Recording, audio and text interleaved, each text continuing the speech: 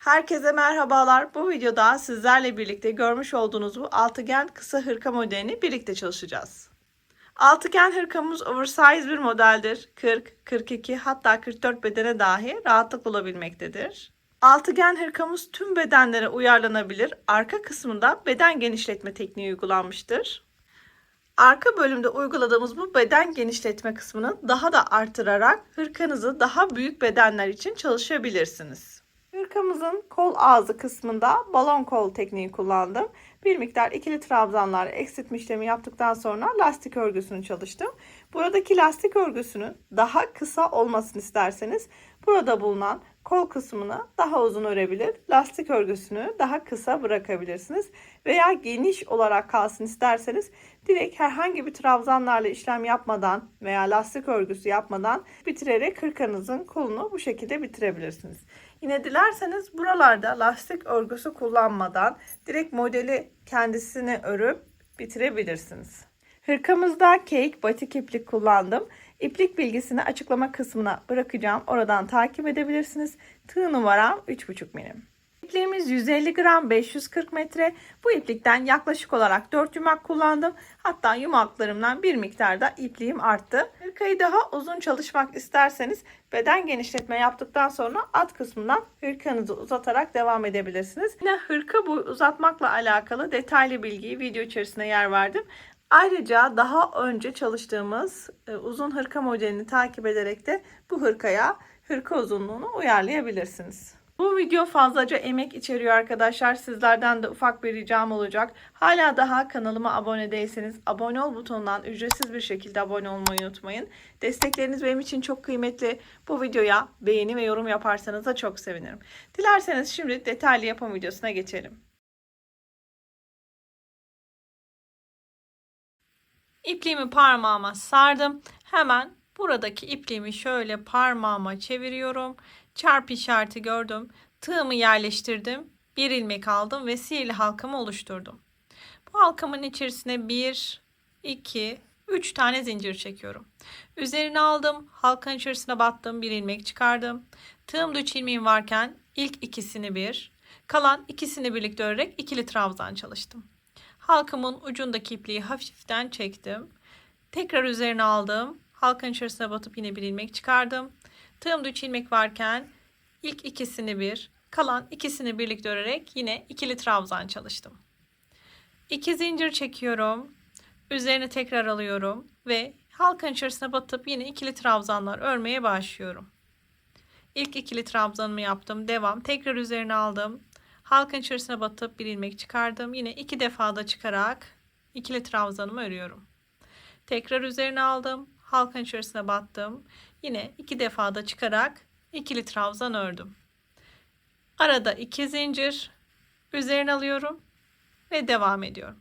Bakın ikili trabzanlar örerek devam ediyoruz. Baştaki zinciri de trabzandan saydık. Dolayısıyla 1, 2, 3. 3 tane ikili trabzan. Arada 2 zincir. 3 tane ikili trabzan. Arada yine 2 zincir. Şimdi yine 3 tane ikili trabzan yapacağım. 1, 2 ve 3. Kaç tane üçlü grubum oldu? 1, 2, 3. Devam ediyorum. 6'ya tamamlayacağım. Arada 2 zincir. Üzerine aldım ve halkanın içerisine batıp yine ikili trabzanlarımı örmeye başladım. 1, 2 ve 3. 2 zincir çekiyorum. Üzerine aldım. Halkanın içerisine batıp yine üçlü trabzanları örmeye başlıyorum. 1, 2 ve 3. Şöyle hafiften kapatalım. Sayalım. 1, 2, 3, 4, 5. Sonuncu trabzan grubumu öreceğim. Arada 2 zincir. Üzerine alıyorum ve ikili trabzanlarımı örmeye başlıyorum. 1, 2, üzerine aldım. Sonuncu trabzanımı yapıyorum. Ve bir tane ikili trabzan yaptım. Sıramı bitireceğim. Şimdi buradaki ipliğimi şöyle hafifçe çekiyorum. Dikkat edelim. Çok da çekip kopartmayalım ipliğimizi. Arada 2 zincir. İlk baştaki yaptığım zincirin tepesine batıyorum. Arkadan ilmeğimi aldım. Tığımın arasındaki ilmekten geçirerek ilmek kaydırmayla ilk sıramı bitirdim. Bir sonraki trabzan tepesine battım. Bir ilmek kaydırma. Bir sonraki trabzan tepesine battım. Bir ilmek kaydırma daha. Bakın ortaya gelene kadar devam. Bir tane daha ilmek kaydırma yaptım. Buradaki 2 zincirli boşluğa geldim. 1 2 2 zincir çektim. Dilerseniz burada zincirleriniz çok sık oluyorsa 3 zincir de çekebilirsiniz. Tığımın üzerine bir tane ilmek aldım ve ilk ikili trabzanımı boşluğa yapmaya başladım. Tekrar üzerine aldım aynı boşluğa bir ikili trabzan daha. Baştaki zincirde trabzandan sayıyoruz. Dolayısıyla 1 2 3 3 tane trabzan elde etmiş olduk. Devam ediyorum. Arada 2 zincir üzerine alıyorum ve aynı 2 zincirli boşluğa batıp buraya ikili trabzanımı örmeye başlıyorum. 1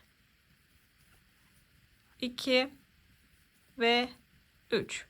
Bakın 3 tane ikili trabzan, arada 2 zincir, yine 3 tane ikili trabzan.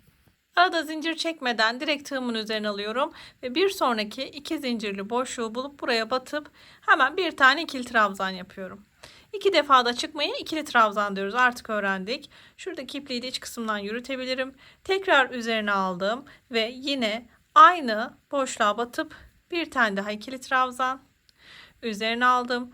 Aynı boşluğa bir ikili trabzan daha. Bakın yine 3 tane ikili trabzanımızı yaptık. Arada 2 zincir üzerine alıyorum ve aynı boşluğa yine 3 tane ikili trabzan yapıyorum. 1 2 ve 3. Devam ediyorum. Zincir çekmeden direkt tığımın üzerine alıyorum ve bir sonraki 2 zincirli boşluğa batıp buraya bir tane ikili trabzan yapıyorum. Üzerine aldım aynı boşluğa bir tane daha 2. Üzerine aldım bir tane daha 3. 3 trabzanımızı tamamladım. Arada 2 zincir üzerine alıyorum ve aynı boşluğa yine 3 tane ikili trabzan çalışıyorum. 1 2 3. Üzerine aldım. Bir sonraki gelen boşluğa yine battım ve ikili trabzanımı örmeye başlıyorum. Arada zincir yok. Dikkat. 1 2 ve 3. 3 tane ikili trabzan yaptım. 2 zincir üzerine aldım ve aynı boşluğa yine 3 tane ikili trabzan çalışıyorum. 1 2 ve 3. Devam. Tığımın üzerine bir ilmek aldım. Bir sonraki 2 zincirli boşluğa batıp yine 3 tane ikili trabzan yapacağım. 1 2 3. Arada 2 zincir üzerine alıyorum. Aynı boşluğa yine 3 tane ikili trabzan. 2 3. Bakın 1 2 3 4 5 6.'yı yapacağım. Altıgen bir parça olduğu için 6 tane bu şekilde grubum olacak. Üzerine aldım. Bakın bir sonraki 2 zincirli boşluğa batıp yine 3 tane ikili trabzanımı örüyorum. 2 3. 2 zincir üzerine aldım. Aynı boşluğa 3 tane ikili trabzan. 2 ve 3. Arada zincir çekmeden direkt ilk zincirin tepesine batıyorum. Arkadan ilmeğimi alıyorum. Tığımın arasındaki ilmekten geçirerek sıramı bitiriyorum. Bakın bu sıramı da tamamladım. Gruplarıma gelin bakalım. 6 tane grubum oldu. 1, 2, 3, 4, 5, 6. 3 tane ikili trabzan, arada 2 zincir, 3 tane ikili trabzan. Buralarda herhangi bir zincirimiz yok bu grupların arasında. Bir üst sırada devam ederken bir sonraki trabzan tepesine battım. Bir ilmek kaydırma. Bir tane daha ilmek kaydırma yapıyorum. Bakın tığımın arasındaki ilmekten bu şekilde geçirerek ilmek kaydırmamı yaptım. Böylece 2 zincirli boşluğa geldim. 1 2 2 zincir çektim. Tığımın üzerine alıyorum. Bakın 2 zincirli boşluklara köşe yapacağız. Tığımın üzerine aldım. İlk ikili trabzanımı örüyorum. Tekrar bir tane daha ikili trabzan. Baştaki zincirle birlikte 1 2 3 3 tane trabzan elde ettim. 2 zincir üzerine alıyorum. Aynı boşluğa yine 3 tane ikili trabzan. 1 2 ve 3. Bakın köşeyi tamamladım. Şimdi dikkat. Burada grupların arasında bulunan şu boşluklara da batacağız. Tığımın üzerine aldım. Bakın hemen ilk gelen buradaki tek boşluğa battım ve buraya bir ikili trabzan ördüm.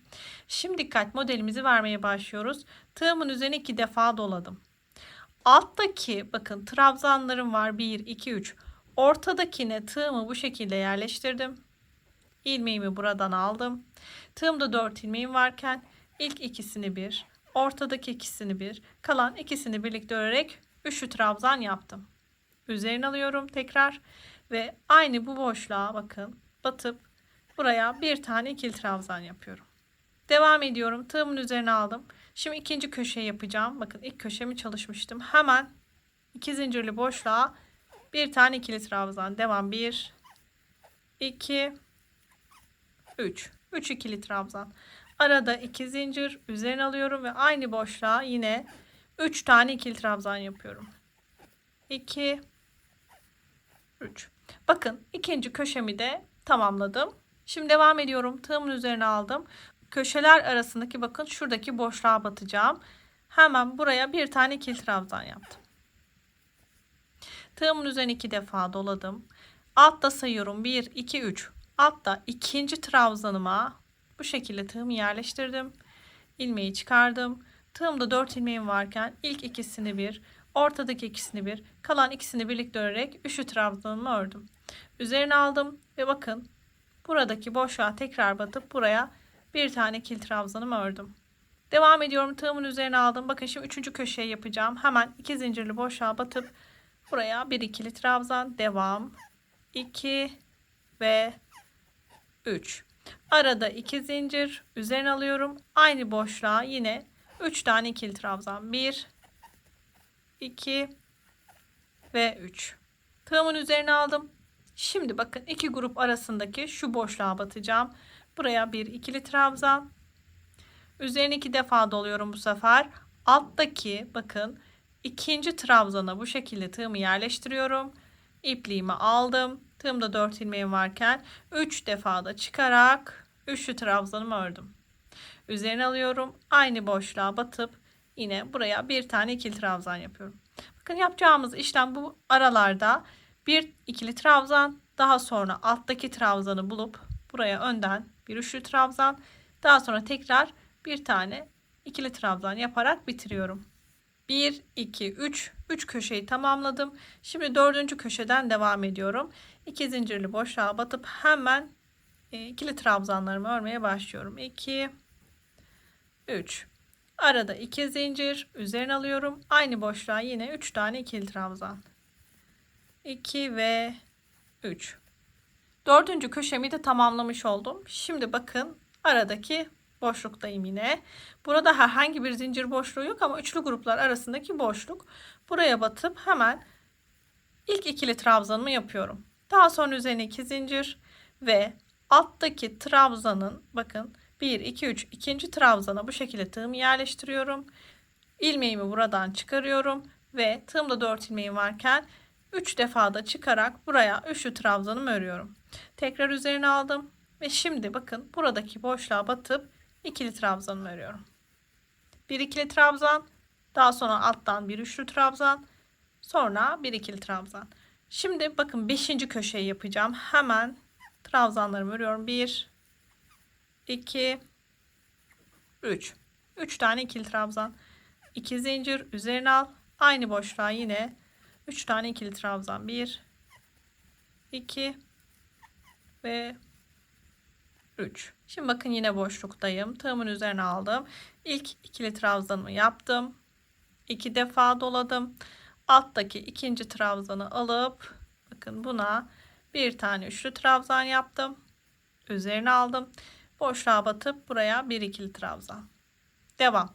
Şimdi son köşeyi yapıyorum. Hemen buraya bir ikili trabzan. 2 3. 3 tane ikili trabzan. Arada 2 zincir. Tekrar üzerine alıp yine 3 tane ikili trabzan yapıyorum. 2 ve 3. 6. köşemi de tamamladım. Şimdi buradaki son boşluktaki modeli vereceğim. Hemen üzerine aldım ve ilk ikili trabzanımı ördüm. Üzerine 2 defa doladım. Alttaki ikinci trabzanımı bu şekilde yerleştirdim. İlmeği çıkardım ve 1 2 3 3 defa da çıkarak üçlü trabzanımı ördüm. Tığımın üzerine aldım. Gelen boşluğa bir ikili trabzanımı yaptım. Ve bakın sıramda bitmek üzere. Hemen buradaki zincirin tepesine batıp arkadan ilmeğimi aldım. Tığımın arasındaki ilmekten geçirerek ilmek kaydırmayla bu sıramı da tamamladım. Bir üst sıradan devam ediyorum. Trabzan tepelerine ilmek kaydırmalar yaparak 2 zincirli boşluğa geldim. Şimdi 2 zincirli boşluklara hep köşe çalışacağız. Bakın. Köşe, köşe, köşe. Yani 1, 2, 3, 4, 5, 6. 6 köşemiz var arkadaşlar. 2 zincirli boşluklara hep köşe çalışıyoruz. Şuradaki üçlü gruplar arasında ki şu boşluklara da modelimizi veriyoruz. Bir alt sırada bir tane model, yani 2 ikili trabzan, üçlü trabzan, ikili trabzan, bundan bir tane yapmışken şimdi bir üst sırada bu iki boşluğa birden yapacağız köşe arasında. Yani 1 2 2 tane model vereceğiz. Her köşe arasına bakın 2 model vererek devam edeceğiz. Dilerseniz gelin bu sırayı da birlikte yapalım. 2 zincirle başlıyorum. Üzerine alıyorum ve hemen ilk üçlü grubumu yapmaya başlıyorum. Zinciri de trabzandan sayıyoruz. 3 tane ikili trabzan.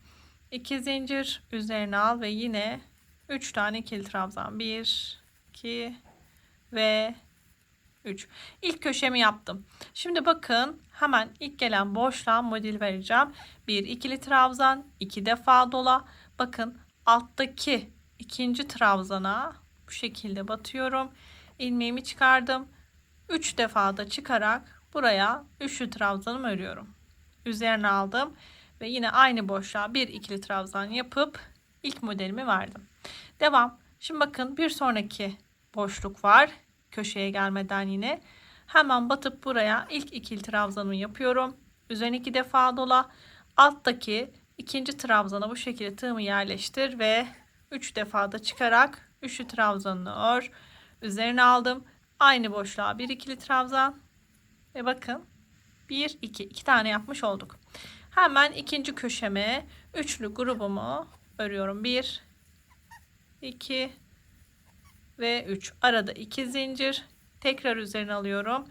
Ve yine üçlü grubum 1 2 ve 3. Köşeler hep aynı arkadaşlar. Köşelerde 3 tane ikili trabzan, arada 2 zincir, yine 3 tane ikili trabzan. Modelimizi ördükçe köşeler kısmı hiç değişmiyor. Köşeler kısmı hep aynı. Aralardaki modellerin sayısı artıyor. Yani bakın 2 tane yapıyorum ama bir üst sırada 3 tane yapacağım gibi. Ama köşeler hep sabit. Üzerine alıyorum. Bakın ikili trabzan, 2 defa dola.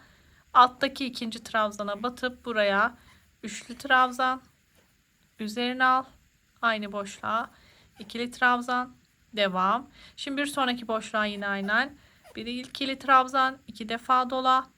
Alttaki trabzana bakın 1 2, ikinciye bu şekilde batıp buraya üçlü trabzanı örüyorum. Üzerine al ve bir ikili trabzan boşluğa yap. Üzerine aldım. Şimdi bakın 3. köşeyi yapacağım. Köşeler hep aynı. Köşeler ne kadar sıra artarsa artsın 3 tane ikili trabzan, arada 2 zincir, yine 3 tane ikili trabzan yapıyoruz aynı boşluğa. Yani 2 zincirli boşluğa. 2 ve 3. Bakın köşelerimiz hep aynı ilerliyor. Şimdi kalan bakın buradaki iki boşluğa yine ne yapacağım? Bir ikili trabzan, sonra bir üçlü trabzanı alttaki ikinci trabzana yapacağım. Sonra aynı boşluğa bir ikili trabzan. Aynı şekilde buradaki boşluğu da yapacağım.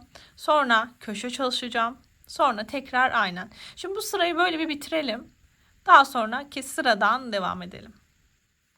Evet, sıra sonuna doğru yaklaştım. Bakın sonuncu modeli de yaptım. Hemen iki zincirli kısmın tepesine battım. Arkadan ilmeğimi alıp tığımın arasındaki ilmekten geçirerek ilmek kaydırmayla bu sıramı da tamamladım. Şöyle gelin bakalım. Bakın 6 kenarı olan bir altıgen örgü parçası.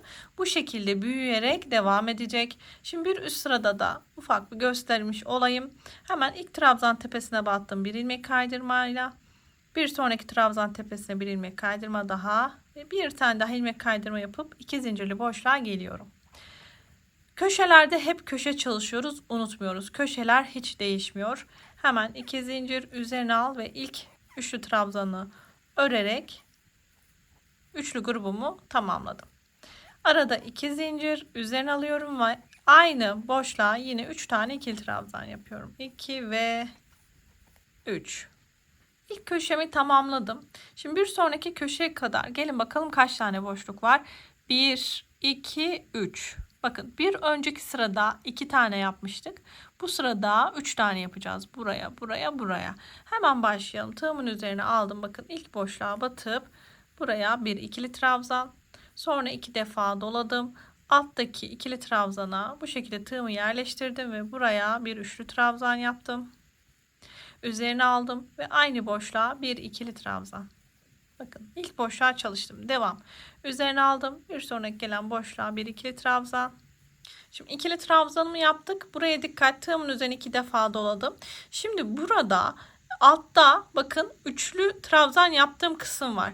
Direkt tığımı buraya yerleştiriyorum. Arkadan ilmeğimi alıyorum ve yine 3 defada çıkarak yine üçlü trabzan yapıyorum. Bakın bu şekilde devam edecek. Eğer altta gelen trabzanımız üçlü trabzansa bu şekilde batıp örüyoruz. Tekrar üzerine aldım. Şimdi bakın boşluğa bir tane ikili trabzan yapıyorum. Şöyle bakalım. Buna dikkat. Tığımın üzerine aldım. Şimdi burada normal bir ikili trabzan. 2 defa dola. Alttakine bakıyorum. Ne? Alttaki normal ikili trabzan. Hemen onu şu şekilde yapıyorum. Eğer burada üçlü trabzan olsaydı ona da bu şekilde yapacaktım. Buna dikkat. Tığımdan ilmeğimi geçirdim. 3 defa da çıkarak üçlü trabzanımı ördüm. Üzerine aldım ve bir sonraki gelen boşluğa normal bir tane ikili trabzan çalıştım. Devam. Şimdi köşe çalışacağım. Hemen üçlü grubumu örmeye başlıyorum. 1, 2 ve 3. Arada 2 zincir üzerine alıyorum ve aynı boşluğa yine bir tane üçlü grup. 1, 2, 3. Yani 3 tane ikili trabzan. Üzerine aldım. Şimdi bakın iki köşe arasında yine 1, 2, 3. 3 tane modelimizi vereceğiz. Tığım üzerine bir ilmek aldım. Hemen ilk boşluğa batarak bir ikili trabzan ördüm. Üzerine 2 defa doladım. Şimdi bakın ikinci trabzana bu şekilde tığımı yerleştirdim ve 3 defa da çıkıyorum. 2, 3. Üzerine aldım ve bir sonra gelen boşluğa batarak ikili trabzanımı ördüm. Devam. Üzerine aldım. Bakın ikinci boşluğa battım. İkili trabzan. 2 defa doladım. Üçlü trabzanımı öreceğim. Çünkü o denk geliyor. Bakın burada ikili trabzan yok. İkincisi üçlü trabzan. Dolayısıyla üçlü trabzanı bu şekilde tığımı yerleştirip buraya bir tane üçlü trabzanımı ördüm. Üzerine aldım. Aynı boşluğa bir ikili trabzan. Devam. Üzerine aldım. Şimdi üçüncü boşluktayım. Buraya bir ikili trabzan. 2 defa doladım. Alttaki ikinci trabzana tığımı bu şekilde yerleştirdim. İlmeğimi buradan çıkardım ve 3 defa da çıkarak üçlü trabzanımı ördüm. Üzerine aldım. Hemen boşluğa batıp bir ikili trabzan. Burada tek dikkat etmeniz gereken nokta da şu. Üçlü trabzanı yapacağınız zaman altta ikili trabzan geliyorsa ikinci kısım buraya üçlü trabzanımı örüyoruz. Ama bakın burada olduğu gibi üçlü trabzan varsa ona batıp üçlü trabzan örüyoruz. Bu şekilde bütün sıralara devam edeceğiz. Evet, sıralarımı örmeye devam ediyorum. Sihirli halkadan sonra sayalım. 1, 2, 3, 4, 5, 6, 7, 8, 9, 10, 11, 12. 12. sıradayız arkadaşlar. 12. sırada iki köşe arasında kaç model öreceğiz? 1, 2, 3, 4, 5, 6, 7, 8, 9, 10, 11. 11 tane model örüyoruz. Şimdi burada kalmışım. Şöyle bu sıramı birlikte bitirelim. Bakın. Tığımın üzerine alıyorum. İlk gelen boşluğa battım. Bir ikili trabzan. 2 defa doluyorum. Alttaki üçlü trabzanı bu şekilde tığımı yerleştirip ilmeğimi çıkartıp 3 defa da çıkıyorum. Tekrar üzerine alıyorum. Aynı boşluğa bir ikili trabzan daha. Üzerine aldım. Boşluğa battım. İkili trabzan. 2 defa doladım. Alttaki üçlü trabzana tığımı bu şekilde yerleştirip yine üçlü trabzanımı çalıştım. Üzerine aldım. Yine aynı boşluğa bir ikili trabzan. Devam. Bir ikili trabzan. 2 defa dola. Üçlü trabzana bu şekilde batarak yine üçlü trabzanını önden ör. Üzerine al. Boşluğa batıp ikili trabzanını ör. Devam ediyorum. İkili trabzan. Önden üçlü trabzan. Bir alttaki trabzana batarak Aynı boşluğa yine bir ikili trabzan. Üzerine aldım. Bakın bir sonraki boşluğa bir ikili trabzan. 2 defa dola. Üçlü trabzana tığımı bu şekilde yerleştirip yine üçlü trabzanını ör. Üzerine al. Aynı boşluğa bir ikili trabzan.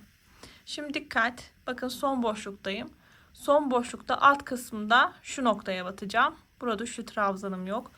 Üzerine aldım. Boşluğa bir ikili trabzan. 2 defa dola.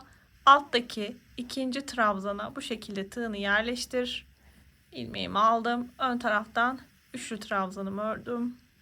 2 defa dola. Alttaki ikinci trabzana tığımı bu şekilde yerleştir.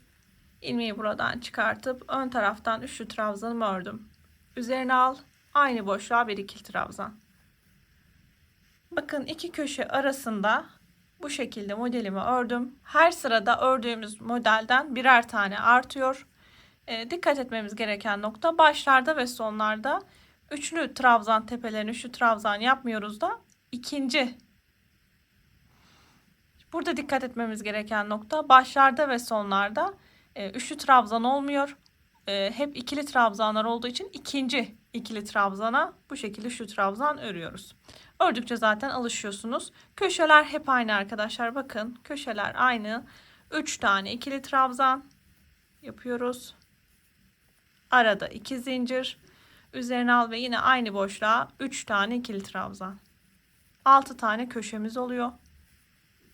Şimdi bu şekilde yine bakın iki köşe arasında buradaki boşluklara batarak devam edeceğiz. İlkini mesela birlikte yapalım.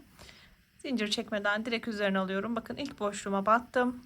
Bir ikili trabzanımı ördüm. Üzerine 2 defa doladım. Bakın bahsettiğim bu. Altta üçlü trabzanım yok. 3 tane ikili trabzan var. İkinciye tığımı yerleştiriyorum. Ve ikinciye önden üçlü trabzanımı örüyorum. Üzerine alıyorum. Aynı boşluğa bir ikili trabzan. Şimdi bir başta olacak, bir sonda aynı işlem olacak. Diğerlerinde ise hep bakın tığımın üzerine aldım, bir sonraki boşluğa battım. İkili trabzan, 2 defa dola. Bakın altta hemen üçlü trabzanım var. Diğerlerinde hep üçlü trabzanlara yine önden üçlü trabzan yapıyoruz. Daha sonra ikili trabzan. Şimdi altıgen parçamı istediğim uzunluğa gelene kadar çalıştım.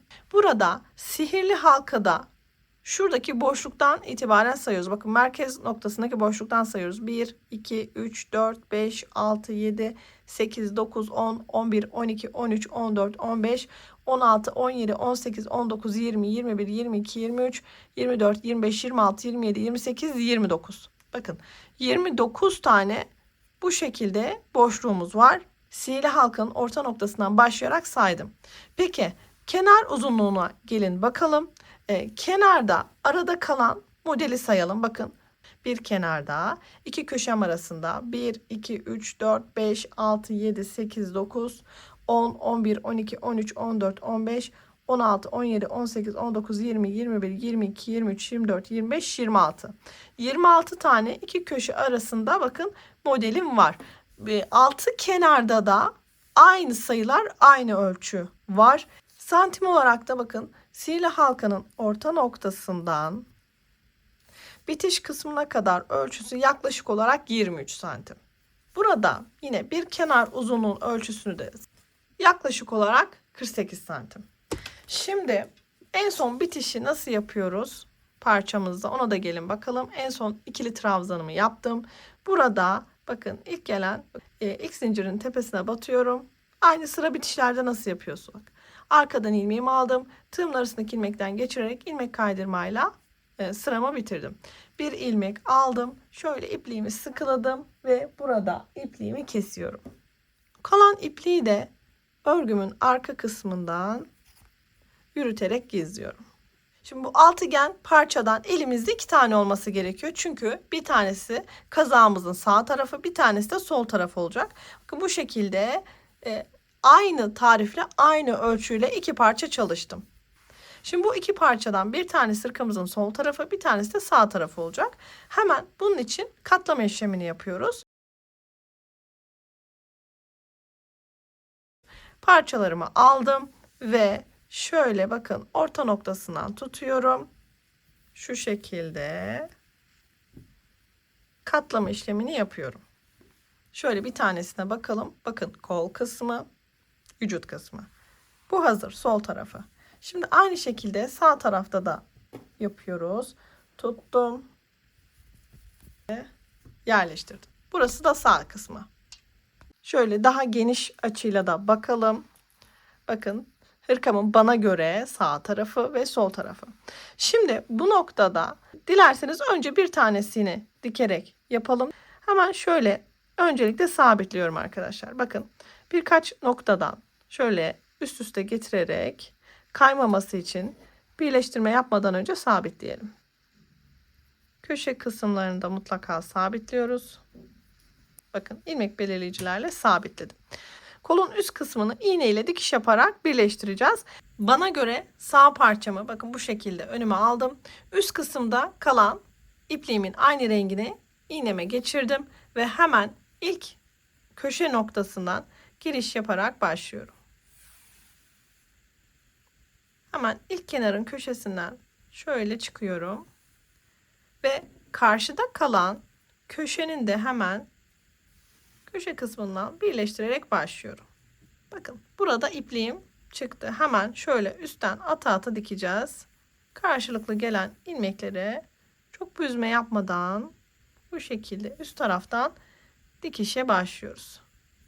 İlmekleri atlamadan, çok fazla ipliğimizi de çekiştirme yapmadan bu şekilde dikişe devam ediyoruz. Çekerek dikiyoruz. Bu kolun üst tarafında kalan bakın şu kenar kısmına gelene kadar bu şekilde dikiş işlemine devam ediyoruz. Üst taraftan aynı şekilde aynı rutinde bakın siz de kendinize böyle bir rutin belirleyerek aynı şekilde devam edebilirsiniz. Kol dikişinin son kısmına kadar geldim. Bakın bir diğer köşe kenarındayım. Hemen devam ediyorum. Buranın da dikişini tamamlayayım. Bakın köşe kısımlarına geldiğimiz zaman daha özenli, daha dikkatli dikelim ve birkaç kere üzerinden şöyle geçip bitiriyorum. Arka kısmından ipliğimi yürüterek gizliyorum.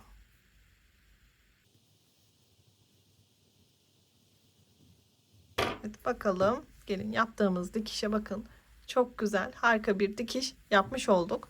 Şimdi sağ parçamız hazır. Hemen şöyle kenara alıyoruz. Sağ parçamızın bakın kol kısmının dikişini bitirdik.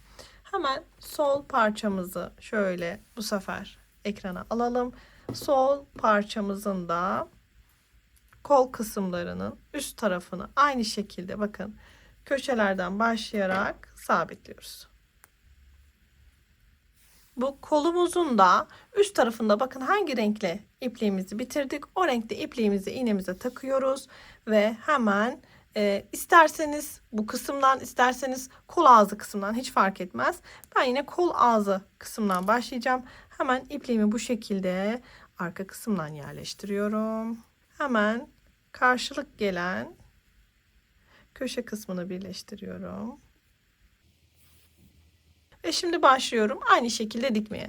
Bakın kendime bir rutin oluşturuyorum ve bu şekilde üst taraftan dikişe başlıyorum. Ne çok fazla çekiyorum ne de serbest bırakıyorum.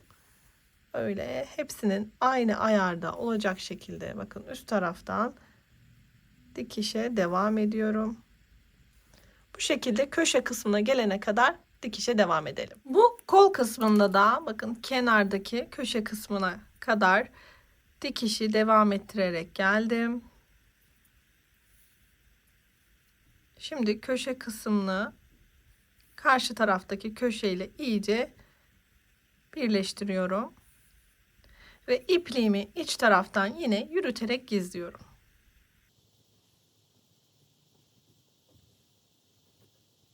Böylece bu parçamızın kol dikişini de tamamıyla bitirmiş olduk. Hemen şöyle iki parçamı da karşılıklı gelecek şekilde koyuyorum. Bana göre sağ kol parçam, bu da sol kol parçam. Şimdi ne yaptık? Üst taraflarını hemen Şöyle göstereyim. Üst taraflarından dikişi tamamladık. Şimdi hırkamızda arka kısmından beden genişletme kısmı ile devam ediyoruz. Bana göre hırkamda sol parçam önümde. Şimdi öncelikle sol parçamın arka kısmından başlayacağım. Her iki parçada da, sağ parçada da sol parçada da beden genişletme kısmını arkadan yapıyoruz. Buna dikkat. Şöyle hemen bakın, ön tarafı, bu tarafı da arka tarafı.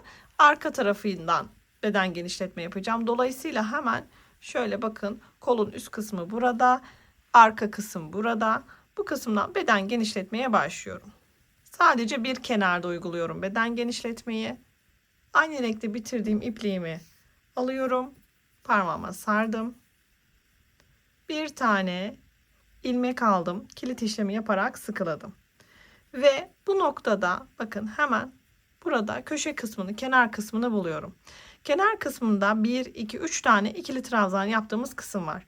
Kenar köşe kısmında bakın ilk trabzan tepesine batıyorum. Arkadan bir ilmek alıp tığımın arasındaki ilmekten geçirerek ilmek kaydırmayla buraya sabitledim. Bu noktada 1, 2, 3 tane zincir çekiyorum. Tığımın üzerine bir tane ilmek alıp hemen bir sonraki, bakın buradaki boşluğa batıp buraya bir tane ikili trabzan yapıyorum. Böyle bir ilk başta kafes yapmış olduk. Üçlü grubun üzerine kafes denk geldi. Devam ediyorum. Bakın sıranın başındayım, kenardayım. Tığımın üzerine 2 defa doluyorum ve alttaki ikili trabzana modelimi vermek için ne yapıyorduk? Tığımı bu şekilde yerleştirip arkadan ilmeğimi aldım. Tığımda 4 ilmeğim varken ilk ikisine bir, ortadaki ikisine bir, kalan ikisini birlikte örerek üçlü trabzan yaptım. Tığımın üzerine tekrar aldım. Bu sefer bakın yine aynı boşluğa battım ve buraya bir tane ikili trabzan yaptım. Aslında altıgen hırkamızı örerken yaptığımız işlemi yapmış olduk. Bakın bir ikili trabzan, bir tane şu trabzan alttaki ikili trabzana ve yine bir tane ikili trabzan yaparak bitirdim. Devam ediyorum. Tığımın üzerine bir ilmek aldım. Hemen bir sonraki boşluğu buluyorum. Bakın burası. Battım. Arkadan ilmeğimi çıkardım. 2 defa da çıkarak ikili trabzanımı çalıştım. Tığımın üzerine 2 defa doladım. Bu sefer bakın altta yine yaptığım bu üçlü trabzana bu şekilde battım. İlmeğimi çıkardım. 1, 2, 3 defa da çıkarak üçlü trabzan yaptım. Üzerine aldım. Aynı boşluğa bu sefer bir ikili trabzan. Bakın bu şekilde devam ediyoruz. Aynı işlemi üzerine aldım. Arada zincir yok. Bakın ilk gelen boşluğa battım. Bir ikili trabzan. 2 defa doladım. Alttaki üçlü trabzana bu şekilde tığımı yerleştirip buraya yine bir tane şu trabzan yaptım. Üzerine bir defa doladım. Aynı boşluğa batarak bir ikili trabzan. Bu şekilde aynı işlemi devam ettirerek bakın bir sonraki kenar kısmına gelene kadar örüyoruz. Sıra boyunca örelim. En son kenar kısmını nasıl örüyoruz onu da birlikte yapalım. Beden genişletmede ilk sırada devam ediyorum. Bakın sıra sonuna doğru yaklaştım. Şimdi şu köşe kısmını da nasıl yapacağız birlikte bakalım. Burada son bir boşluğum var. Buraya da aynı şekilde modelimi örüyorum. Üçlü trabzan ve ikili trabzan. Şimdi bu köşeyi başlarken bakın kafesle başlamıştık. Bitişe dikkat. Tığımın üzerine alıyorum. Şimdi son bitişte bir tane bakın burada alt kısımda boşluk kaldı. Kafes boşluğum. Şimdi sıramın başlangıcında hatırlayalım. Kafesle başlamıştık. Yani trabzanlar yapmadan. Kafesle başladığım için sıranın başına trabzanlarla bitireceğim. Dolayısıyla tığımın üzerine alıp buradaki boşluğa 3 tane ikili trabzan yapıyorum. 1, 2 ve 3. Bakın bitişte bu şekilde. Şimdi beden genişletmede dikkat etmemiz gereken bir nokta var. Burada bir ilmek alıp sıkılıyorum ve ipliğimi kesiyorum. Burada örgümüzün hep aynı yüzde olsun istediğimiz için tekrardan ipliğimi parmağıma sarıyorum. Bir tane ilmek alıp kilit işlemi yapıyorum. Sıkıladım. Tığımın üzerine bir tane de ilmek alıyorum. İkisini birlikte tuttum. Hemen sıramın başında bakın buradaki kafes boşluğundayım. Buraya battım. Bir ilmek çıkardım. Tığımda 3 ilmek varken ilk ikisini bir, kalan ikisini birlikte örerek ikili trabzan yaparak başladım. Tığımın üzerine 2 defa doladım. Dikkat bakın alttaki bu ikili trabzanın ortasında kalan trabzana tığımı bu şekilde yerleştirdim. Arkadan ilmeğimi çıkardım. Tığımda 4 ilmeğim varken 3 defa da çıkarak üçlü trabzanımı çalıştım. Tekrar üzerine aldım. Buradaki ipliği de iç kısmından yürütebilirim. Hemen bakın buradaki boşluğa tekrar batıp buraya bir tane ikili trabzan yaptım. Aslında yine aynı şekilde modelimizi yapmış olduk. Dikkat. Devam ediyorum. Tığımın üzerine bir ilmek aldım. Bakın bir sonraki boşluğa batacağım. Aynı şekilde modelimizi yapıyorum. Bir ikili trabzan, 2 defa doladım. Alttaki üçlü trabzanı buldum. Bakın tığımı yerleştirdim. Buraya üçlü trabzan, üzerine aldım ve aynı boşluğa bir ikili trabzan.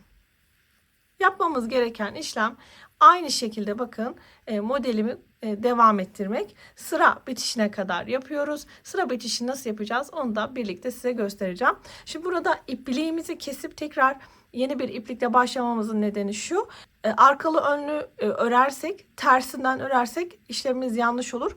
Beden genişletmelerinde her zaman ipliğimizi sıra sonunda koparıyoruz. Tekrar sıra başına takarak beden genişletmemize devam ediyoruz. Şimdi beden genişletmede ikinci sıradan devam ediyorum. Sıra sonuna kadar örelim. Beden genişletme ikinci sırada da sıra sonuna yaklaştık. Bakalım. Hemen bakın tığımın üzerine alıyorum. Bir sonraki boşluğa yine modelimi kuruyorum. İkili trabzan. İkili trabzanımı çalıştım. Tığımın üzerine 2 defa doluyorum. Şimdi bakın alttaki ortadaki ikili trabzana tığımı bu şekilde yerleştirip buraya üçlü trabzanımı örüyorum. Bir kere doladım. Boşluğa bir ikili trabzan. Şimdi bakın altta üçlü trabzanımız var. Şimdi hemen bakalım sıraya başlarken modelimizi kurarak başlamıştık. Hatırlayalım. Bakın ikili trabzan, üçlü trabzan ve ikili trabzan yaparak modelimizi kurarak başlamıştık. Dolayısıyla bitiş sıramızda şimdi kafes olacak. Bir sonraki sırada da yine trabzanlar çalışacağız. Dolayısıyla şimdi burada ne yapıyoruz? Kafeste bitireceğiz. Dolayısıyla tığımın üzerine bir tane ilmek alıyorum ve ilk gelen trabzan tepesine batıyorum. Arkadan ilmeğimi çıkartıp buraya bir tane ikili trabzan çalışarak kafeste bitiriyorum. Bitiş kısmında bir ilmek aldım. Şöyle ipliğimi sıkılıyorum. Bu iplikleri daha sonra iç kısmından yürüterek gizleyeceğiz. Dolayısıyla bakın ikinci sıramı da bitirmiş oldum. Hemen üçüncü sıraya başlıyoruz. İpliğimi aldım. Parmağıma sarıyorum. Hemen şöyle bir ilmek aldım, sıkıladım. Kilit işlemi yaptım yani. Hemen sıramın başından başlayacağız. Bakın bir alt sırada trabzanlarla başladım. Yani modelimi kurarak başladım.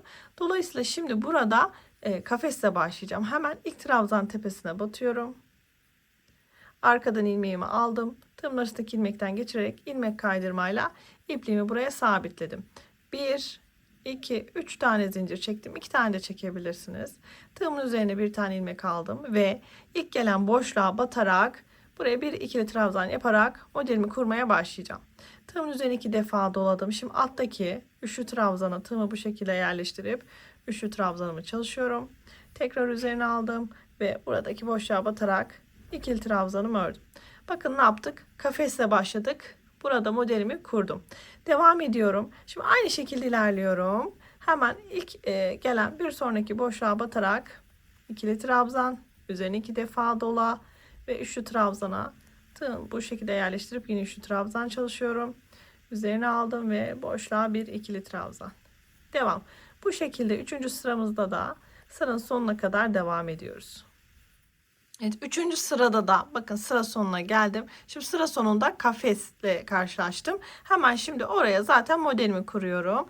2 defa doluyorum. Şimdi ikinci trabzanıma bu şekilde tığımı yerleştirip üçlü trabzanımı çalışıyorum.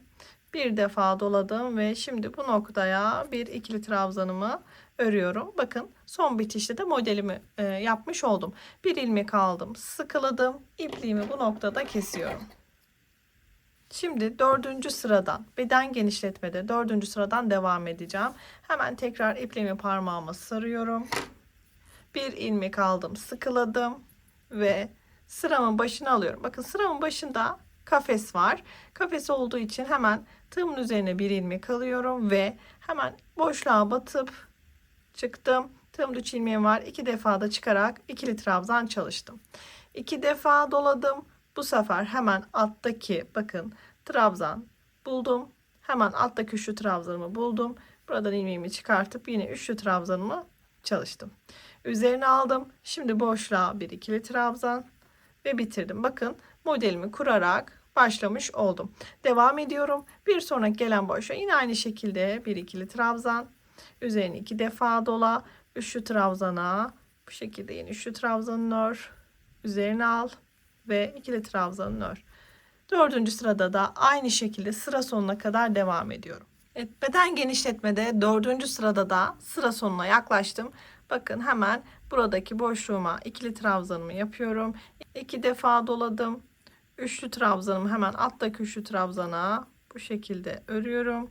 Tekrar bir ikili trabzan. Şimdi son bitişte bakın modelim var. Dolayısıyla eğer burada trabzanlar varsa kafes yapıyorduk. Trabzanları gördük. Hemen tığımın üzerine bir tane ilmek alıp ilk trabzan tepesine batıp buraya bir tane ikili trabzan yaparak burada kafes boşluğumu yapıyorum. Bir ilmek aldım, sıkıladım ve ipliğimi burada kesiyorum. Şimdi 5. sıradan devam edeceğim. Bakın beden genişletmede şu oranda bir beden genişletmesi yaptık. 4 sıra çalıştık. Burada sizler kendi bedeninize göre hırkanızın ne kadar genişlikte olmasını istiyorsanız sıra sayılarını bu şekilde artırabilirsiniz. Ben de devam edeceğim. 40 ve 42 bedene uygun olacak bir hırka çalışıyorum. Bir ilmek aldım, sıkıladım. Hemen örgümü aldım. Bakın sıranın başlangıcında trabzanlarım var. Dolayısıyla burada kafes olması lazım. İlk trabzan tepesine battım. Arkadan ilmeğimi aldım. Tığımın arasını ilmekten geçirerek ilmek kaydırmayla sabitledim. 1, 2, 3 zincir çektim. Tığımın üzerine aldım. İlk gelen boşluğa ikili trabzanımı yaparak modelime başlıyorum. Bu sefer 2 defa doladım. Üçlü trabzanıma bu şekilde batıp yine üçlü trabzanımı çalıştım. Üzerine aldım. Hemen boşluğa bir ikili trabzan. Ve bakın sırama başlamış oldum. Bu şekilde devam ediyorum. Sıramın başlangıcında kafes çalışmıştım. Bakın bitişte ne olacak? Modelimi çalışacağım. Çünkü zaten sıra bir alt sırada da bakın kafes olduğu için buraya modelimi çalışmam gerekiyor. Şimdi bu şekilde sıralarımız devam edecek. Her sıranın bitişinde ipliğimizi bu şekilde koparıp tekrar sıranın başına gelerek ipliğimizi takıp tekrar devam edeceğiz. İstediğim genişliğe gelene kadar. Yani burada kaç sıra örmek istiyorsanız, ne kadar geniş olsun istiyorsanız bu şekilde beden genişletmeyi ayarlıyorsunuz. Sol parçamızda beden genişletme kısmını tamamıyla bitirdim. Ben burada 40 beden için yaklaşık olarak 14 sıra beden genişletme çalıştım.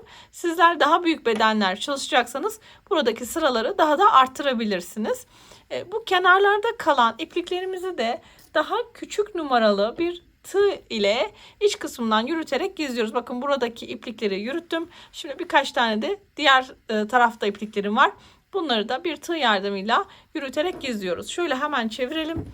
Burası da hırkamın ön tarafı. Şimdi aynı şekilde hırkamızın bana doğru sağ tarafta kalan kısmında da beden genişletme işlemini uygulayacağız. Sağ parçadan devam ediyoruz. Bakın sağ parçamızın ön tarafı, burası da arka tarafı. Beden genişletmeyi arka tarafında yapacağım için hemen arkasını çeviriyorum. Alt kısımdan başlangıç yaparak beden genişletmeye başlıyorum.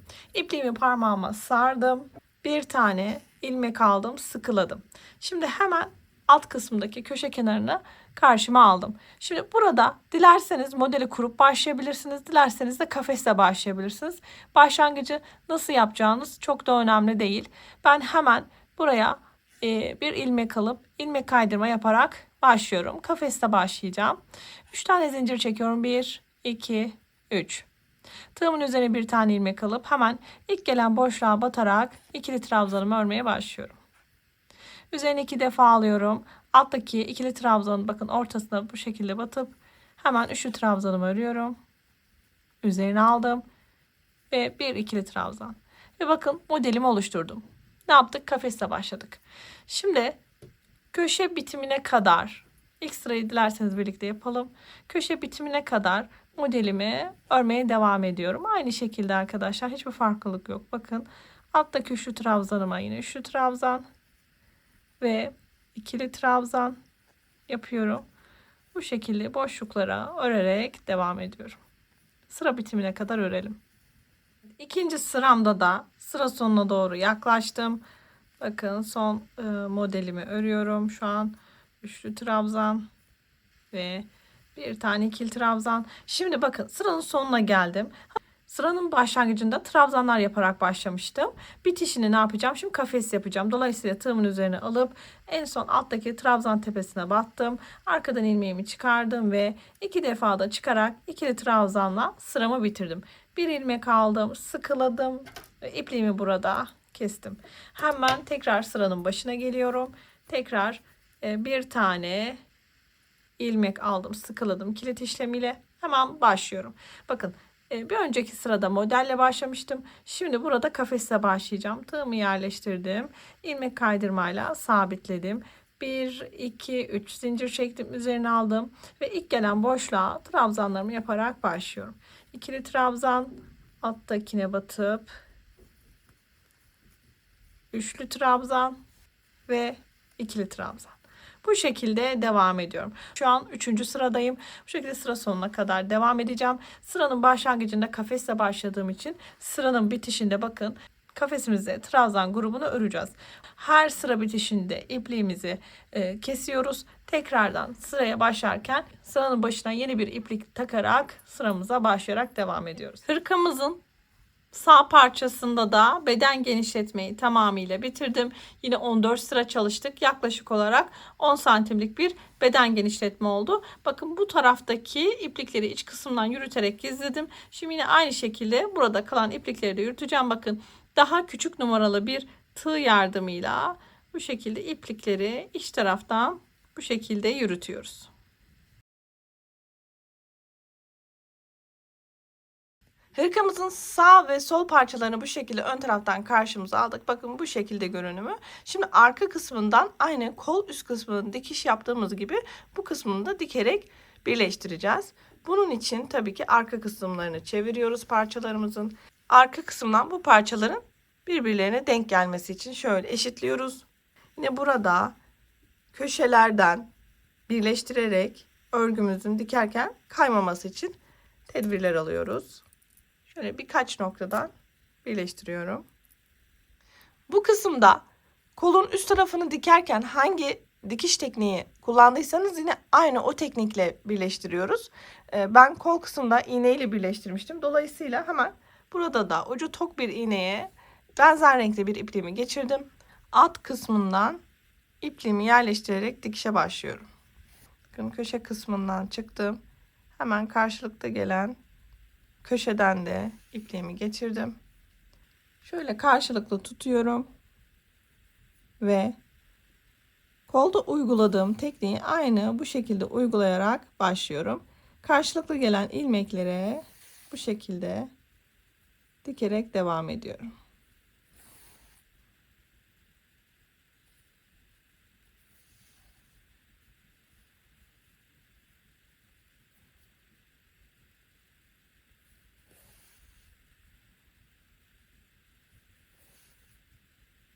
Hırkamızı bu şekilde dikerek bakın boyun kısmındaki bu köşe noktasına kadar iki parçanı birleştiriyoruz. Boyun kısmına kadar dikişi bitirdik. Şimdi en son kısmı biraz daha sağlamlaştırıyoruz. Ve iç kısmından ipliğimizi yürüterek gizliyoruz. Hırkamızın arka kısmını birleştirdikten sonra ön taraftan görünüşü bu şekilde. Şimdi hırkamızın kol ağzı kısmıyla devam edeceğiz. Kol uzatmasını yapacağız. Kolda lastik örüp bitireceğiz. Hemen şimdi bir kolla başlayalım. Burada yumağımdan gelen ipliğimle devam ediyorum. İpliğimi parmağıma sardım. Bir ilmek alıp sıkılıyorum ve kol ağzı kısmını alıyorum. Burada kolu üstten birleştirdiğimiz kısmı aldım. Hemen buradan başlayacağım. Sizler dilerseniz farklı yerden de başlayabilirsiniz. Tığımın üzerine bir tane ilmek aldım. Bakın burada iki tane köşe var. Zaten önemli olan nokta burayı yapabilmek. Diğer kısımlar daha kolay ilerliyor. Bu iki köşenin bakın hemen ilk gelen köşesine batıyorum. Arkadan bir ilmek çıkardım.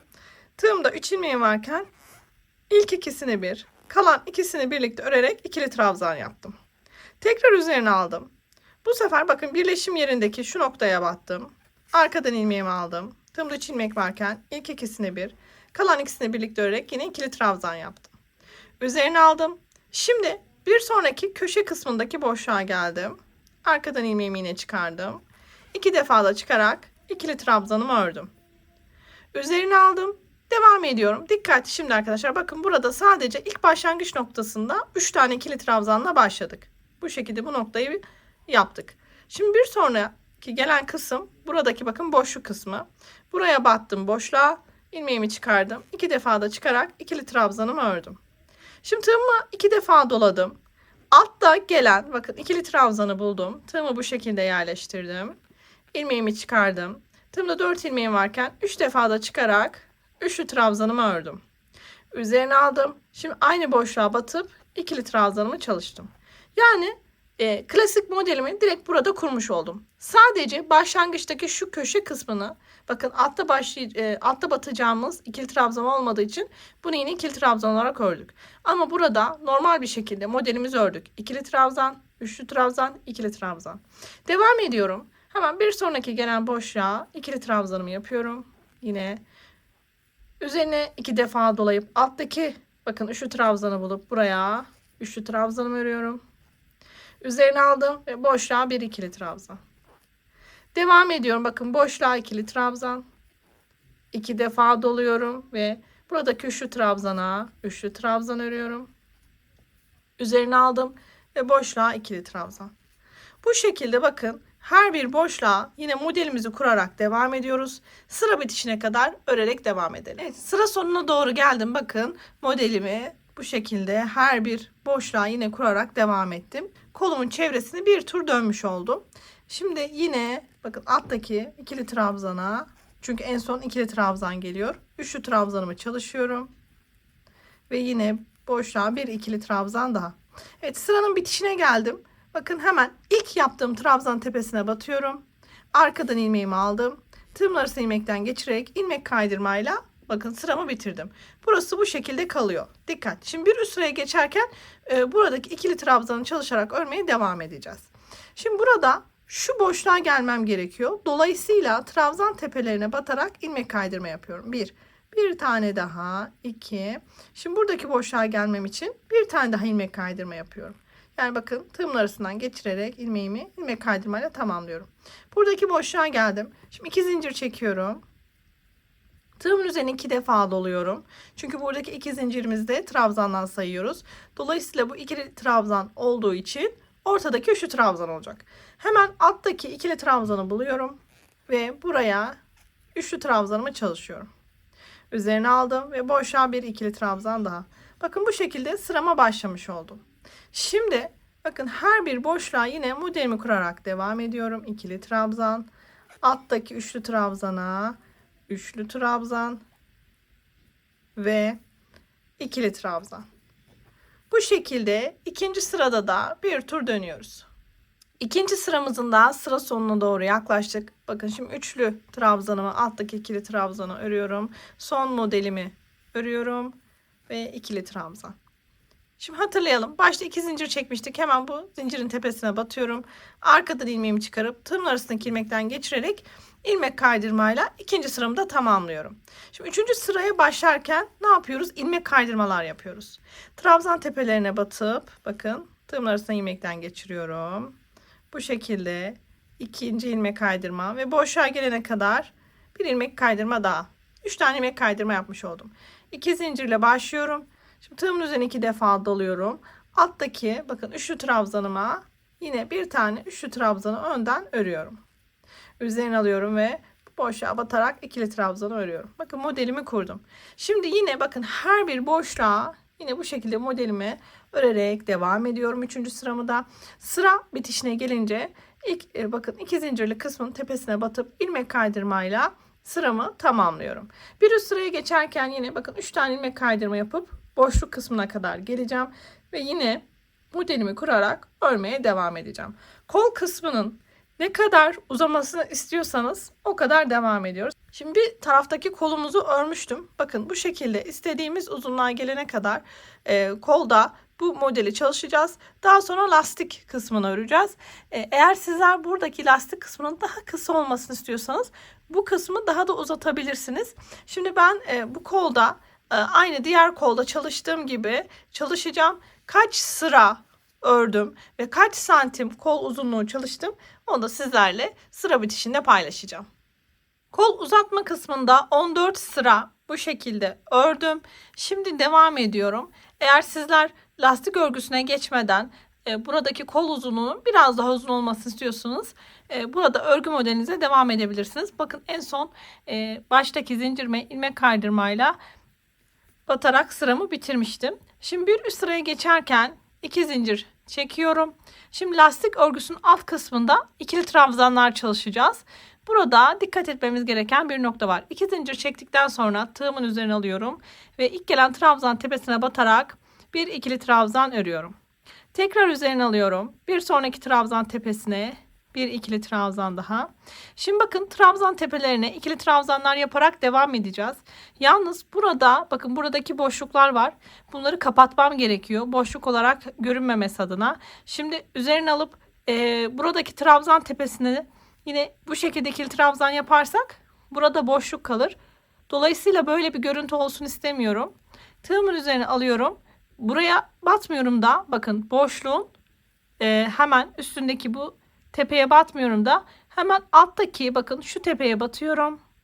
Boşluğun altındaki trabzan tepesine batıyorum. Buradan ilmeğimi çıkartıyorum. Tığımın üzerine 3 ilmeğim varken 2 defa da çıkarak ikili trabzan çalışıyorum.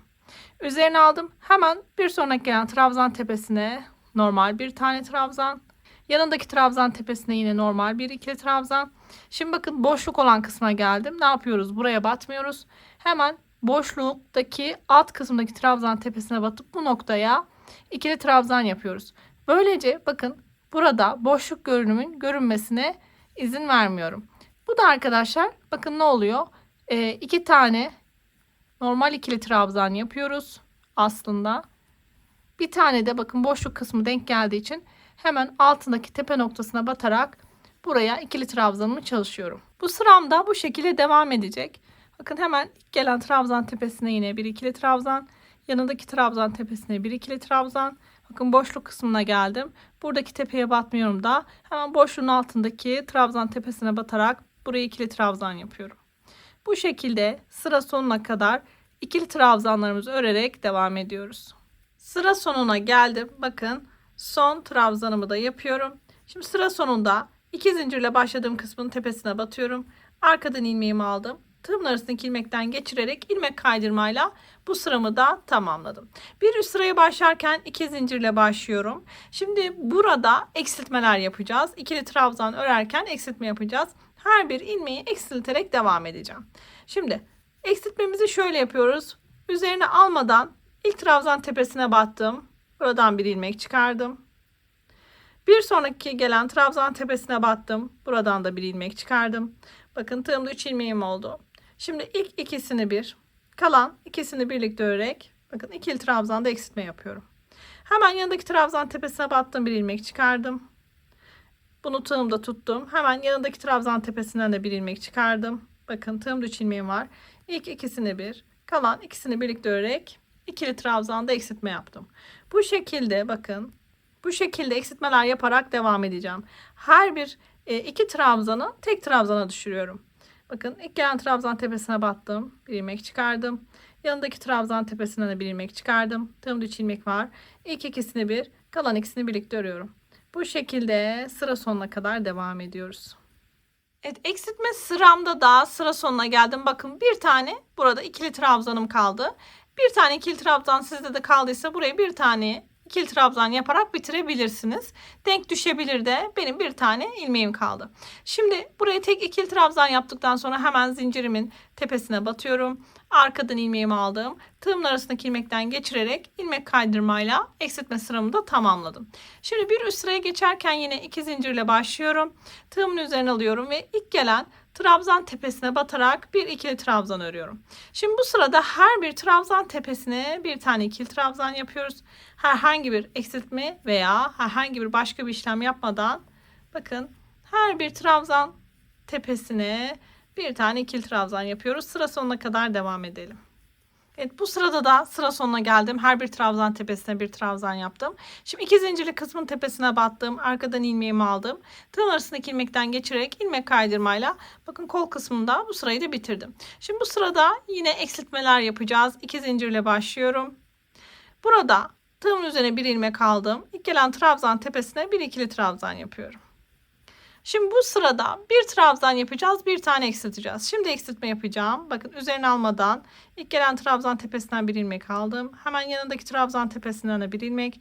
Tığımda 3 ilmeğim varken ilk ikisini bir ördüm. Kalan diğerlerini de bir ördüm. Ve eksiltme yaptım. Üzerine aldım. Şimdi bir sonraki trabzan tepesine normal bir ikili trabzan.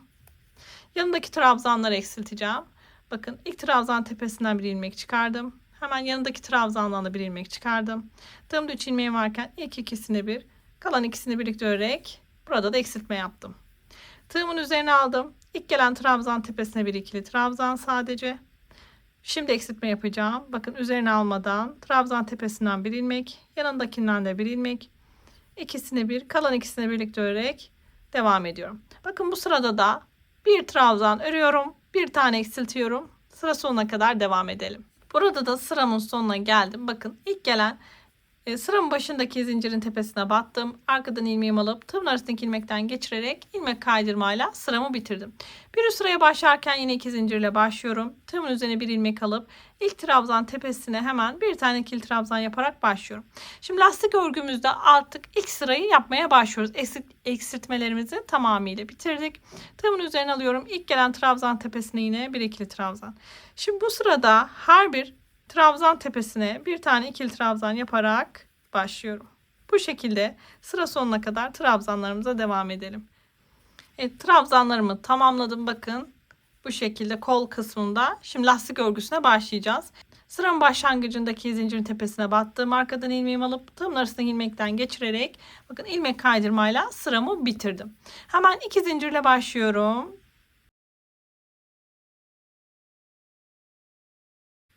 Şimdi lastik örgüsüne başlayacağım. Tığımın üzerine aldım. Altta gelen ilk trabzana bakın tığımı bu şekilde yerleştiriyorum. Buradan ilmeğimi çıkardım. Tığımda 3 ilmeğim varken ilk ikisini bir, kalan ikisini birlikte örerek ikili trabzan ördüm. Tekrar tığımın üzerine aldım. Şimdi arkadan tığımı bakın alttaki ikili trabzana bu şekilde yerleştirdim. İlmeğimi buradan çıkardım. Tığımda 3 ilmeğim varken 2 defa da çıkarak ikili trabzan ördüm. Üzerine aldım. Şimdi alttaki ilk gelen trabzan tepesine önden bu şekilde tığımı yerleştirdim. İlmeğimi buradan çıkardım ve ikili trabzanımı ördüm. Tekrar üzerine bir ilmek aldım. Şimdi arkadan bakın bu şekilde tığımı yerleştirdim. İlmeğimi çıkardım. 2 defa da çıkarak ikili trabzanımı ördüm. Şimdi önden bu şekilde altta gelen trabzanlarımızı bakın bir arkadan örüyorum. Üzerine alıp bir önden tığımı yerleştirip ön taraftan örüyorum. Bu sırada bu şekilde yapmam gereken işlem bu. Sıra sonuna kadar devam ediyorum. Lastik örgüde ilk sırayı örüyoruz. Evet, sıra sonuna kadar örerek geldim. Bakın önden ördüm. Şimdi son alttaki trabzan tepesine de arkadan ördüm ve sıra bitişini yine bakın başlangıçtaki zincirin tepesine battım. Arkadan ilmeğimi aldım. Tığımın arasındaki ilmekten geçirerek ilmek kaydırmayla lastik örgümüzde ilk sırayı da bitirmiş oldum. Şimdi buraya dikkat. Bir üst sıraya geçerken yine 2 zincirle başlıyorum. Tığımın üzerine yine alıyorum. Şimdi bu sırada lastik örgüde ikinci sırada önden ördüğümüz ikili trabzanları yine önden öreceğiz. Arkada örülmüş ikili trabzanları yine arkadan örerek devam edeceğiz. İşimiz biraz daha kolaylaşacak aslında. Tığımın üzerine bir ilmek aldım. Bakın ilk gelen trabzanım önden örülmüş. Dolayısıyla tığımı hemen bu şekilde yerleştirdim ve ilmeğimi çıkartıp ikili trabzanımı önden ördüm. Tekrar üzerine aldım. Şimdi arkadan örülmüş trabzanım hemen bu şekilde tığımı yerleştirdim ve ilmeğimi çıkardım. Yine 2 defa da çıkarak bu trabzanımı da arkadan ördüm. Tığımın üzerine aldım. Bakın bir sonraki gelen önden tığımı yerleştirip ikili trabzanımı ördüm. Sistem yine aynı şekilde bakın. Bir arkadan bir önden örerek devam ediyoruz. Zaten trabzanlar kendilerini belli ediyorlar.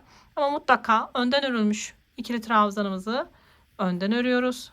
Bakın arkadan örülmüş ikili trabzanımızı yine arkadan örüyoruz. Bu şekilde sıra sonuna kadar devam edelim.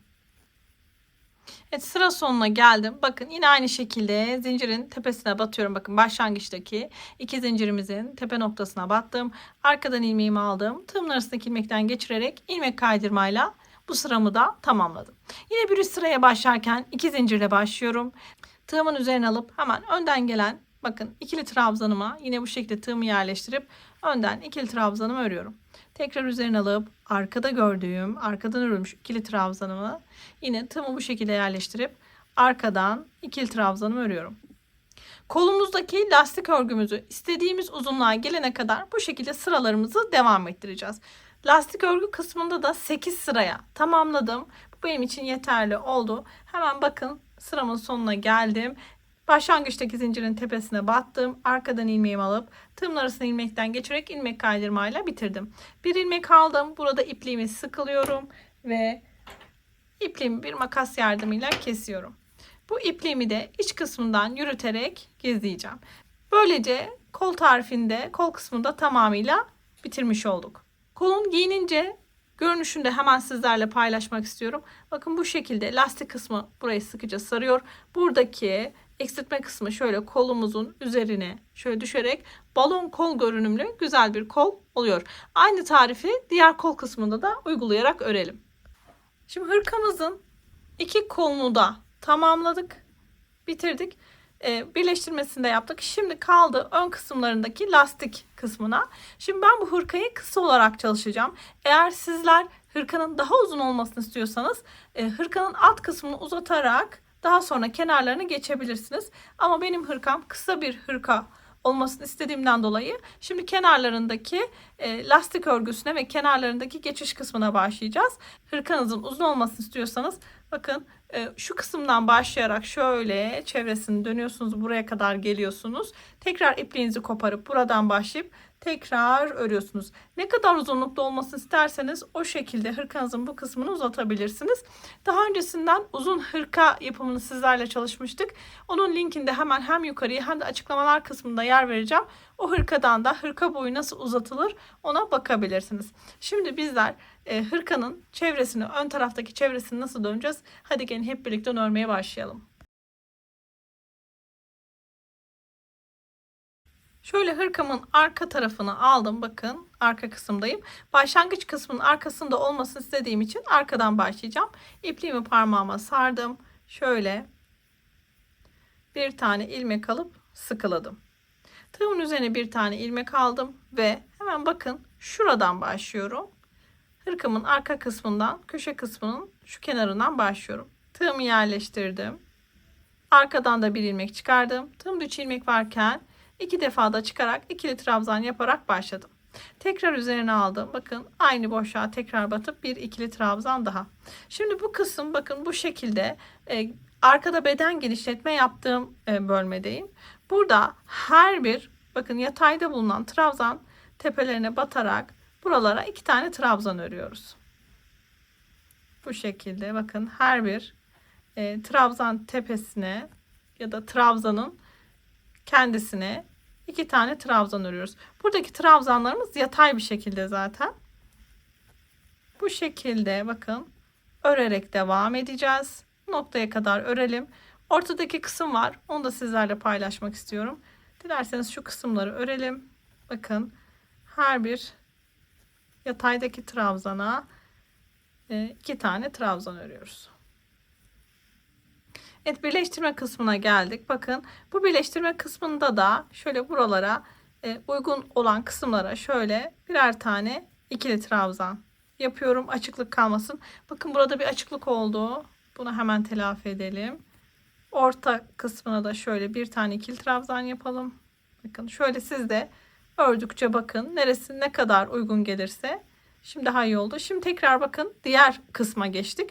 Burada da bakın yataydaki trabzanlara yine 2 tane ikili trabzan yaparak bu şekilde devam ediyorum. Bakın bu kısımları da örelim. Evet, bakın bu kısma kadar bitirdik. İkili trabzanlarımızı ördük. Zaten buralar biraz daha zorlanacağımız kısımdı. Bitirdik. Şimdi geldik bakın hemen trabzan tepelerine rahatlıkla çalışabileceğiniz yere. Tığımın üzerine alıp hemen ilk gelen, bakın burada zaten köşe kısmı var ilk. Hemen buraya batarak ilk trabzanımı yapıyorum. Burada her bir, bakın gördüğüm trabzan tepesine bir tane ikili trabzan çalışıyorum. İşlemim oldukça kolay. Her bir trabzan tepesine bir tane ikili trabzan yapıyorum. Burada bakın şurada boşluk olan kısım var. Hatırlarsanız kolda bu boşlukların olmaması için bir alttaki trabzan tepesine batmıştık. Ama burada bakın şu kısımlarda olduğu için buradaki boşluk kısımlar çok rahatsız etmiyor. Dolayısıyla ben direkt trabzan tepelerine batarak ilerlemeyi tercih ediyorum. Sizleri rahatsız ediyorsa aynı kolda yaptığımız gibi bakın buraya batmadan bir alttaki trabzan tepesine batarak ikili trabzanlarınızı örebilirsiniz. Ama ben bu şekilde devam edeceğim. Bakın her bir trabzan tepesine bir tane ikili trabzan yapıyorum. Köşe kısmına gelene kadar devam edelim. Şu an bakın hırkamızın arka kısımdayız. Evet, bakın köşe kısmına geldim. Her bir trabzan tepesine ikili trabzan yapıyordum. Şimdi köşe kısmında bakın boşluğa batıyorum ve buraya bir ikili trabzan üzerine alıyorum. Aynı boşluğa bir ikili trabzan daha. 2 zincir üzerine alıyorum ve aynı boşluğa 2 trabzan daha çalışıyorum. Yani köşe kısmında uyguladığımız sistemi yine burada aynı şekilde yapıyoruz arkadaşlar. Köşeler gelince hep bu işlemi yapacağız. Zaten hırkamızda 2 köşemiz olacak. Bakın bir tanesi buradaki kısım, bir tanesi de diğer parçadaki köşe kısmı. Şimdi devam ediyorum. Bakın hırkamın buradaki kenarındayım. Şöyle hırkamı açarak daha rahat size göstereyim. Bakın hırkamızın alt kısmındaki trabzanlarını yaptık. Köşeyi de çalıştık. Şimdi buradaki bu parçadayım. Boyun kısmına gelene kadar yine aynı şekilde bakın her bir trabzan tepesine bir tane ikili trabzan yaparak örmeye devam ediyoruz. Bakın boyun kısmındaki şu kısma geldim. Burayı toparlayarak öreceğiz. Hemen şöyle bakın son trabzanlarımı da trabzan tepelerine yapıyorum. Bakın tam köşe kısmına geldim. Şimdi buraya dikkat. Bu köşe kısmında şu şekilde öreceğiz. Tığımın üzerine bir ilmek alıyorum. İlk boşluğa battım. Bakın buradaki köşe boşluğuna. Hemen yanındaki köşe boşluğuna da battım. Bakın tekrar yapıyorum. İlk köşe boşluğu ve bir sonraki gelen kısımda da bu köşe boşluğuna battım. Buradan ikisinden birden ilmek çıkardım. Tığımda yine 3 ilmek varken 2 defa da çıkarak ikili trabzanımı ördüm. Dolayısıyla bakın buradaki köşeleri birleştirerek aslında örmüş olduk yuvarlak bir form vermek adına. Ve şimdi hemen ilk gelen trabzan tepesine batarak yine ikili trabzanımı örmeye başlıyorum. Devam ediyorum. Bakın şimdi boyun kısmında hemen zaten beden genişletme kısmına geldik. Hatırlayalım. Alt kısımda nasıl yaptıysak buradaki üst kısmı da aynı şekilde yapacağız. Bakın burada trabzanların yan kısımları var. Buraları yine 2 tane ikili trabzan yaparak bir sıra boyunca devam edeceğiz. Aynı hırkamızın alt tarafında yaptığımız işlemi burada uyguluyoruz. Burada beden genişletmede tam şu noktaya gelene kadar örelim. Yine bakın orta noktada da gerekirse ortaya batalım. Nasıl uygun görüyorsanız trabzanlarınızı o şekilde bu kısımda da örüyoruz. Şimdi boyun kısmında da bakın bu şekilde ikili trabzanlarımızı çalıştık. Şimdi köşe kısmındayız yine bakın şu şekilde tam köşe kısmındayız. Tığımın üzerine aldım. İlk gelen köşe boşluğuna battım. Hemen yanındaki köşe boşluğuna da battım. Buradan ilmeklerimi geçirdim. Tığımda 3 ilmeğim varken diğer ikisini birlikte örerek ikili trabzanımı çalışarak bakın köşedeki bu kısmı yaptım. Tığımın üzerine aldım. Şimdi işlemim kolay. Bakın her bir trabzan tepesine bir tane ikili trabzan yaparak devam ediyorum. Şimdi hırkamızın diğer kısmındaki bu trabzan tepelerini öreceğiz. Köşe kısmına geldiğimiz zaman yine arkadaşlar bakın bir önceki kısımda ne yaptık? Köşe kısmında 2 ikili trabzan, arada 2 zincir ve aynı boşluğa yine 2 ikili trabzan. Sonra yine köşelerde her bir ikili trabzan tepesine birer tane ikili trabzan yaparak bakın şurada bitiş kısmına kadar devam edeceğiz. Evet bakın başladığım noktada sıranın sonuna geldim. Bir sıra boyunca hırkamın çevresini trabzanlarla döndüm. Şimdi ilk zincirimin tepesine, başlangıçtaki zincirimin tepesine batıyorum. Arkadan ilmeğimi aldım. Tığımın arasına ilmekten geçirerek ilmek kaydırmayla sıramı tamamladım. Bir üst sırada 2 zincirle başlıyorum. Tığımın üzerine alıyorum. Şimdi lastik örgüme başlayacağım. Altta gelen ilk ikili trabzanıma bu şekilde tığımı yerleştiriyorum. Arkadan ilmeğimi çıkardım. Tığımın içi ilmek varken ilk ikisine bir, kalan ikisini birlikte örerek ikili trabzan ördüm. Tekrar üzerine aldım. Şimdi bakın bunu önden örmüştük. Şimdi arkadaki ikili trabzanıma arkadan tığımı bu şekilde yerleştirdim. İlmeğimi buradan çıkardım ve 2 defa da çıkarak ikili trabzan çalıştım. Tığımın üzerine aldım. Şimdi önden örüyorum. Önden tığımı bu şekilde yerleştirdim. İlmeğimi çıkardım. 2 defa da çıkarak ikili trabzanımı ördüm. Şimdi bu sıra bu şekilde devam ediyor arkadaşlar. Bir arkadan ikili trabzan örüyorum. Bir ön taraftan ve lastik örgümün ilk sırasına başlamış oluyorum. Bir önceki sırada bakın sadece ikili trabzanlar çalışmıştık. Şimdi bu sırada her bir ikili trabzana bir önden bir arkadan bu lastik örgüsünü yaparak devam edeceğiz. Burada köşe kısımlar var. Köşe kısımlarda da aynı şekilde uygulayacağız. Dilerseniz şimdi şu noktadan ilk köşe kısmına gelene kadar örelim. Köşeyi de birlikte çalışalım. Bu şekilde devam ediyoruz. Lastik örgümün ilk sırasında bakın örerek köşe kısmına kadar geldim. Şimdi köşe kısmında yine aynı şekilde bakın ne denk geliyorsa şimdi arkadan ördüm. Şimdi önden örüyorum. Bakın bu şekilde sadece köşe kısmında 2 zincir çekiyorduk ya. Burada bir zincir çekiyoruz. Tığımın üzerine alıyorum. Bakın önden örmüştüm. Şimdi arkadan örüyorum. Ve şimdi önden. Sadece burada köşe kısmında bir zincir çekerek devam ediyoruz. Bir üst sırada devam ederken yine lastik örgüsüne önden ördüğümüz ikili trabzanları yine önden, arkadan ördüğümüz ikili trabzanları da yine arkadan öreceğiz. Yine köşe noktasına gelince arkadaşlar bakın arkadan ördüğüm arkadan önden örüyorum. Bir zincir çekip karşı tarafa geçiyorum. Tek yapmamız gereken işlem köşe kısımlarında bu. Şimdi aynı şekilde devam ediyorum bakın. Bir arkadan bir önden örerek devam edeceğim. Boyun kısmında da herhangi bir işlem yapmıyoruz. Yine bakın aynı bir önden bir arkadan devam ediyoruz. Sadece bir tane daha köşe kısmımız geliyor diğer tarafta. Burada da aynı işlemi uyguluyoruz. Sıra bitişine geldiğimiz zaman bakın arkadaşlar en son sıra bitişine geldiğimiz zaman zincirin tepesine batıp ilmek kaydırma yaparak bitiriyorum. Bir üst sıraya başlarken yine lastik örgüsüyle devam edeceğim. 2 zincir çekeceğim. Önden gördüğüm ikili trabzanları önden, arkadan gördüğüm ikili trabzanları da arkadan örerek sırama başlıyorum. Aynı şekilde devam ediyorum. Burada hırkamızın kenarlarında ki lastik kısmının ne kadar kalınlıkta olmasını istiyorsak o şekilde örmeye devam edeceğiz. Evet, lastik örgümüzü kenarlarda örerek tamamıyla bitirdik. Bakalım kaç sıra örmüşüz. İlk sıra ikili trabzan sıramızı, sonra lastik örgümüze başlamıştık. 1, 2, 3, 4, 5. Toplamda 5 sıra lastik örgüsünü tamamladım. Sizler dilerseniz bu kısmı daha da artırabilirsiniz. Aynı şekilde örerek. Şimdi son bitişe dikkat. Bakın üzerine aldım. Bir tane arkadan öreceğim ikili trabzanım kalmış. Onu da örüyorum. Hemen baştaki 2 zincirli kısmın tepesine batıyorum. Arkadan ilmeğimi alıp tığımın arasındaki ilmekten geçirerek ilmek kaydırmayla sıramı da hırkamı da tamamlıyorum. Bir ilmek aldım. İpliğimi şöyle sıkıladım ve burada ipliğimi kesiyorum. Bu ipliğimizi de yine iç kısmından yürüterek gizliyoruz. Böylece altıgen hırkamızı tamamıyla bitirmiş olduk. Umarım sizler de keyif alarak örmüşsünüzdür. Hala daha kanalıma abone değilsen abone ol butonundan ücretsiz bir şekilde abone olmayı unutma. Desteklerin benim için çok kıymetli. Bu videoya beğeni ve yorum yaparsan da çok sevinirim. Bir başka projede görüşmek üzere. Hoşça kalın.